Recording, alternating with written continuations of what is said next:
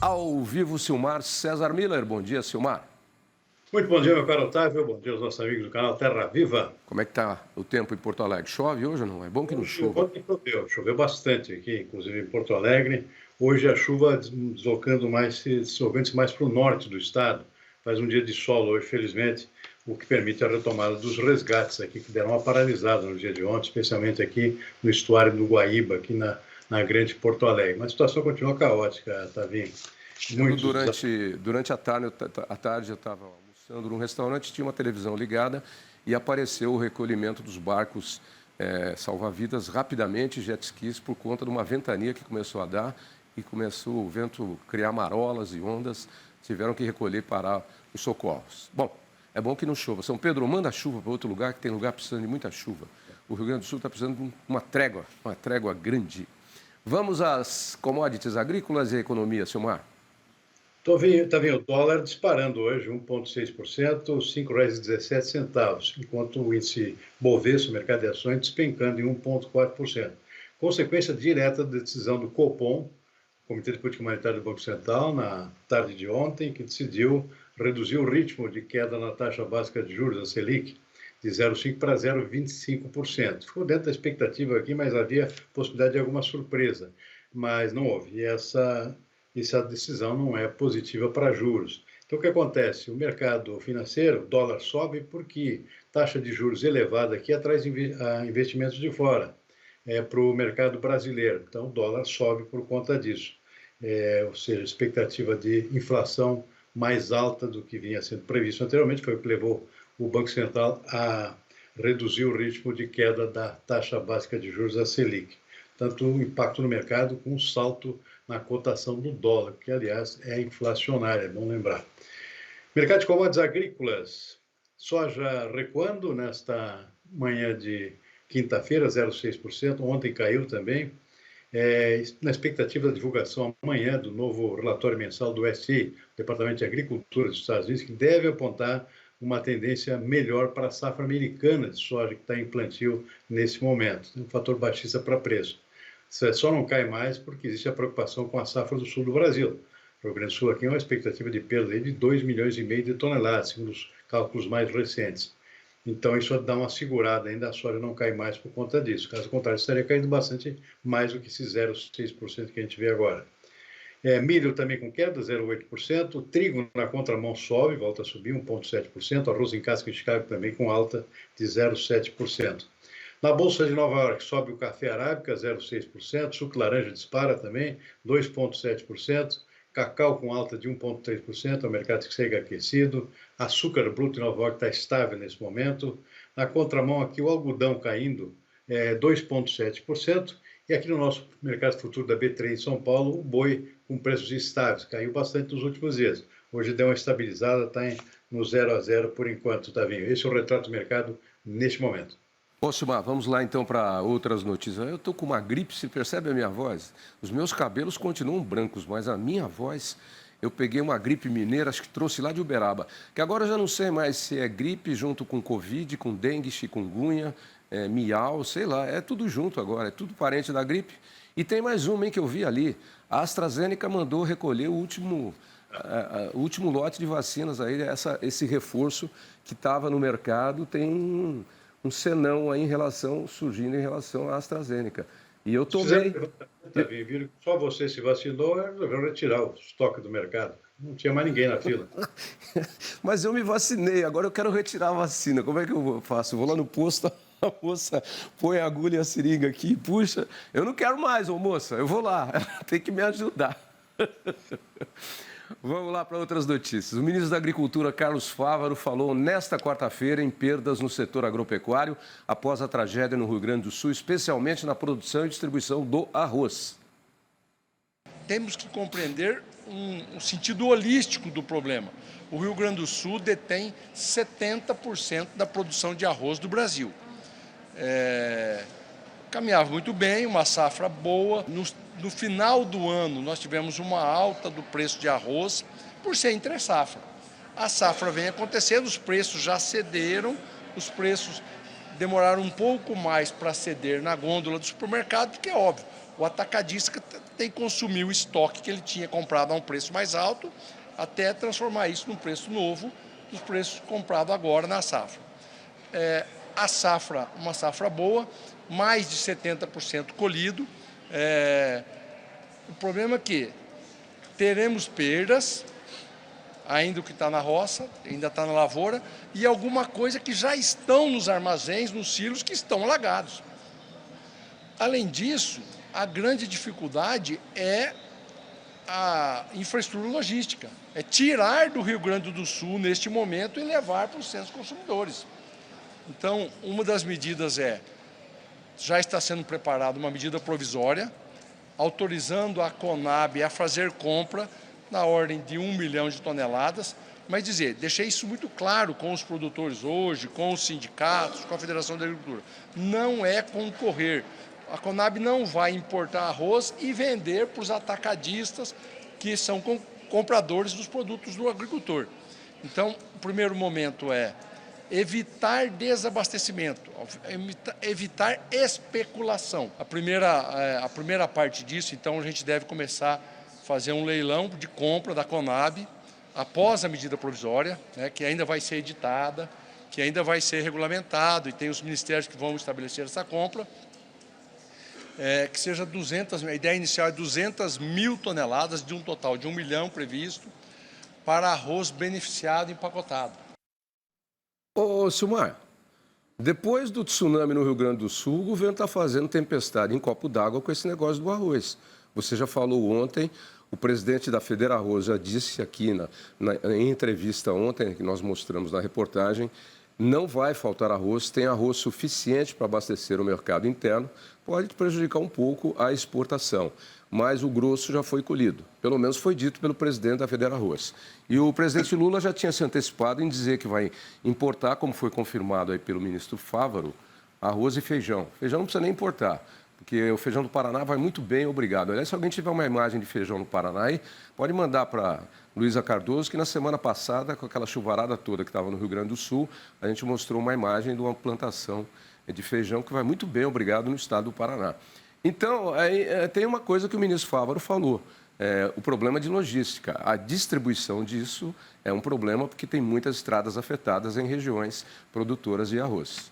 Eu estou aqui analisando as coisas. Então, eu queria entender que descompasso é esse que trabalha a informação do governo com a informação dos produtores de arroz, pelo que foi dito ontem pelo presidente da Federarroz e confirmado por você, inclusive.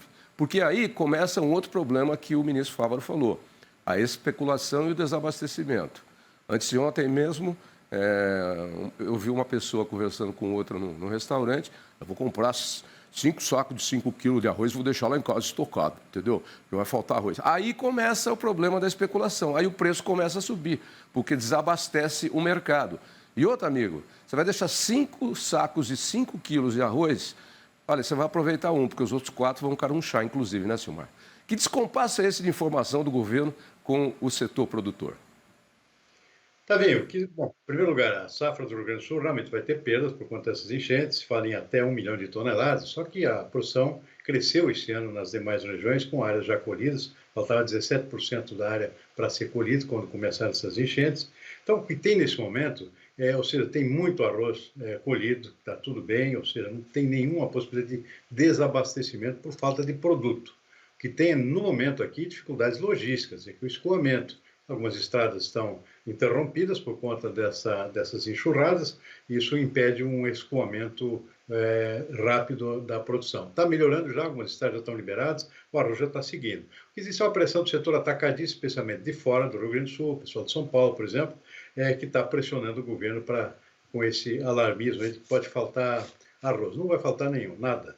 O Rio Grande do Sul é responsável por 70% da produção, a maior parte da produção foi colhida, portanto não há nenhuma possibilidade de desabastecimento. Problema temporário de logística, que já está sendo superado. Então essa é a realidade. Agora, realmente existem perdas na produção, isso talvez cause algum problema mais lá para frente, mas basta não exportar aquilo que estava sendo previsto, o Estado é grande exportador de arroz também, tem todo o arroz que chega ao natural do Mercosul, não precisa nem de autorização, faz parte do comércio entre os dois países, então não existe problema nenhum em termos de desabastecimento. Mas é especulação do próprio setor atacadista aí, criando uma espécie de terrorismo desnecessário. E o governo comprou essa ideia, está querendo liberar importações de arroz sem necessidade. E, claro, tem uma preocupação com o preço, apesar que os preços deram estabilizado agora, já tinham subido um pouco antes, diante dessa perspectiva, ou seja, o mercado já havia comprado perdas anteriormente a essa situação. Então, agora o mercado já deu estabilizado, está olhando os preços agora, não tem nenhuma alteração nos preços do arroz no momento aqui no mercado atacadista e no varejo também aqui no Rio Grande do Sul. Então, esse é o retrato da situação, tá vendo? Não tem problema nenhum à vista aqui, a não ser algum tipo de terrorismo de alguns setores. E depois a mídia aberta, que não é especializada em agronegócio, pega carona nessas desinformações, nessas desandadas de informações e faz alarme. E aí realmente cria o terrorismo. É esse o detalhe. Precisava ter alguém com bom senso para explicar isso para o povo em geral, não para nós, que sabemos exatamente qual é o tamanho da produção agrícola no Brasil. Agora, o que me chama a atenção, eu comentei agora há pouco, vendo as manchetes, os governos estão tomando pauladas aí por conta de não terem tomado medidas preventivas e levado a sério a questão do aquecimento global e das mudanças climáticas. E fica aqui a indagação. O Brasil toma posição lá na Conferência de Paris lá e diz que vai assumir as metas, tal, não sei o quê, não sei o quê. Tá, mas com relação à prevenção e política interna, a gente já comentou algumas coisas ontem aqui e agora estão aparecendo novas coisas. O governador do Rio Grande do Sul está tomando aí uma chicotada porque mexeu em medidas ambientais do ano passado que, segundo especialistas, prejudicam o meio ambiente e ajudam em enchentes. Está tomando paulada. Eu recebi um material de que 10 anos atrás o governo encomendou um estudo sobre mudança climática e as consequências no Brasil. Custou 3,5 milhões esse estudo, feito com os principais cientistas, segundo o artigo que eu recebi, de universidades brasileiras, especialistas em clima. E aí previa exatamente muitas coisas, entre elas esse crescimento das chuvas, aumento das chuvas, o volume de água e enchentes do Rio Grande do Sul volumosas. Sabe o que fizeram, segundo o artigo que eu li, o que fizeram com o material que custou 3,5 milhões? Gaveta, entendeu? Ou alguém que tinha uma porção de propriedades na beira do Guaíba, ficou sabendo e vendeu todas naquela época na alta, né? Não na baixa, não nas águas. Infelizmente. É exatamente isso. E a conta agora vem pesada, né? Está se estimando aqui os prejuízos aqui no Rio Grande do Sul em torno de 19 bilhões de reais. Essa é a última conta, que possivelmente vai crescer mais ainda. E o estrago é monumental, né? Cidades inteiras destruídas, é uma coisa que, claro, houvesse prevenção um pouco mais bem estudada, podia evitar pelo menos parte dessas mudanças. As mudanças climáticas são inevitáveis, ou seja, também é um pouco difícil de prever tudo, né? Mas é importante algum tipo de prevenção no sentido de conter efeitos, né? Sempre isso pode ser possível. E agora, certamente, esse estrago que está sendo feito aqui no Estado vai chamar a atenção para essa necessidade de prevenção para evitar desastres maiores do que já estão acontecendo. Bom, vamos mudar de assunto. Mas antes, e o cavalo que está lá em cima do telhado, hein? Quantos dias que o coitado do cavalo está lá? Será que alguém está levando comida para ele? Tem que pegar um barquinho. Estão resgatando o cavalo? Tem imagem aí, não? Só na concorrência? Então não vou pôr imagem da concorrência, não. Mas é o seguinte, estão resgatando o cavalo. Amém. As minhas preces foram ouvidas. Coitado do cavalo lá, virou atração nacional. Em cima do telhado. Ainda bem que a casa aguentou, né, Silmar? A casa era sólida, forte. Casa sólida, resistente. Não acho que está resolvida a questão do cavalo. Bem, vamos seguir aqui para outros assuntos. Então está resgatando o cavalo. Bens a Deus, que bom, que bom. O Brasil registrou um superávit de 9 bilhões de dólares na balança comercial de abril, um resultado 13% maior do que o registrado no mesmo período do ano passado. As exportações somaram quase 31 bilhões de dólares, enquanto as importações foram de cerca de 21 bilhões e 900 milhões de dólares. Apesar do resultado, o setor agropecuário registrou uma queda de 8% nas exportações, que chegaram a 8 bilhões 170 milhões de dólares no mês passado. Destaque para a redução de quase 92% nas vendas externas de arroz, 83% nos embarques de milho não moído e retração de 17% no caso da soja. Já as exportações de café, algodão e pescados tiveram altas expressivas. No acumulado do ano, o Brasil tem superávit 17% maior na balança comercial do que o registrado no mesmo período do ano passado, de quase 28 bilhões de dólares, embora as exportações do agronegócio tenham caído 5,5% em valor. Bom, Silmar, e esses novos números aí da balança comercial? Também a gente sabe que houve quebra da safra de soja, que é o principal item da exportação brasileira dos produtos do agronegócio. Isso já se sabia que ia ter impacto nas exportações. Em dezembro passado já se antecipava isso por conta da quebra da safra do Mato Grosso, que é o principal estado produtor e exportador de soja. Então, a soja que está causando esse efeito negativo no conjunto das exportações brasileiras de produtos do agronegócio. Queda de 7,9% agora no mês de abril e no acumulado também uma queda de 5,5%.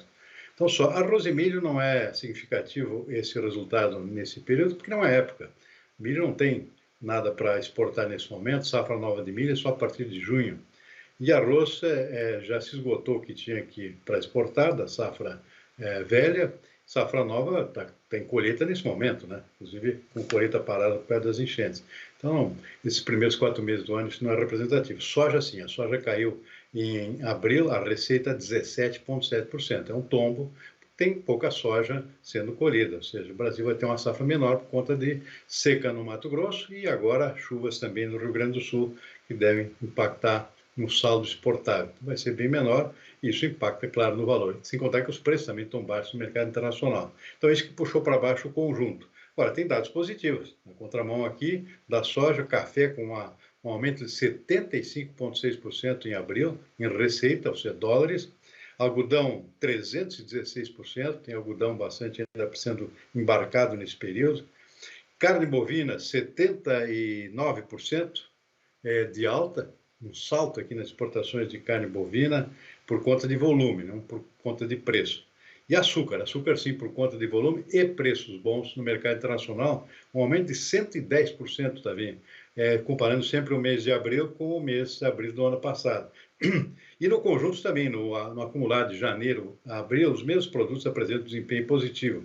Um acumulado de 4 meses aqui, café com aumento de 43%, algodão 237%, carne bovina 32% e açúcar 110% também. Em suma, não está tão ruim assim se considerar esse conjunto. O problema foi a soja e vai continuar sendo ao longo dos próximos meses.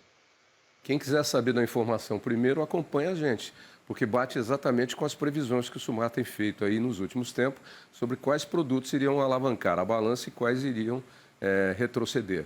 E mostrando também que esse primeiro trimestre geralmente é um trimestre fraco. As coisas começam a acontecer na balança comercial, principalmente nas exportações do agronegócio, a partir de agora. Silmar, por hoje é isso. E é impressionante, não se assustem, mas a partir do momento em que as águas vão baixando e a situação vai voltando ao normal no Rio Grande do Sul, não vai voltando ao normal coisa nenhuma. A realidade vai aparecendo e os números são muito maiores do que aqueles que foram previamente divulgados, infelizmente. Hoje mesmo eu recebi um material de um amigo dizendo, olha a realidade da situação. E aí tem fotos, tem informações, número de mortes. A informação dele está lá em 75 mortes, já tem mais de 100 agora.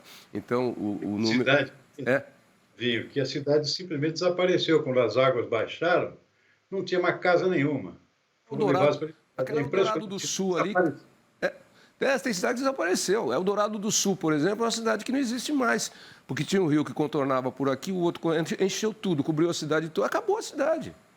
É uma delas. É impressionante. É impressionante. Várias. Bom, Silmar, amanhã a gente prosa mais, sexta-feira. Abraço. Boa tarde, até amanhã. Amanhã.